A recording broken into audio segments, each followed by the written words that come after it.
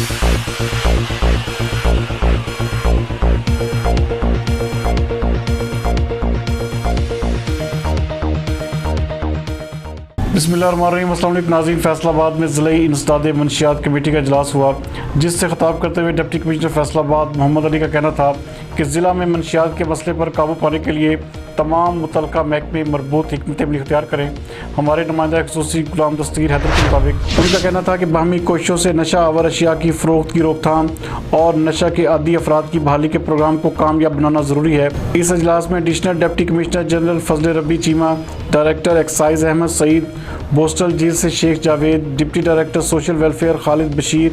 Anti narcotics force के साथ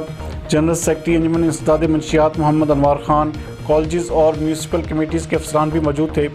deputy commissioner ने नशा के इस्तेमाल के बढ़ते हुए रुझान और उसके संगीन नुकसानात पर गहरी तशवीश का इजहार करते हुए कहा कि मंशियात की नकल हरकत रोकने और मंशियात फरोशों की बेकुनी के लिए कानून नाफज करने वाले इदारों की तरफ से इंसदादी कार्रवाइयों के साथ माशरे के हर फर्द को मंशियात के खिलाफ जिहाद में शामिल होना चाहिए, ताकि नौजवान नस्ल को इसकी तबाहकारियों से बचाया जा सके। इस मौके पर उन्होंने नशा के खिलाफ नफरत उजागर करने के लिए आगाही मुहिम को तेज़ करने की हिदायत करते हुए कहा कि आगाही प्रोग्राम्स और नशा के आदी अफराद की बहाली के सिलसिले में NGOs और सिविल सोसाइटी की भरपूर मावनत हासिल की जाए।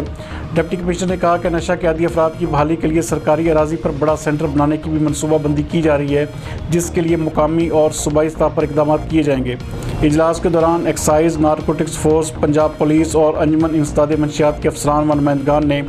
नशा के खिलाफ आगाही मुहिम और मंशियात फरोशों के खिलाफ कार्रवाइयों से भी आगाह किया।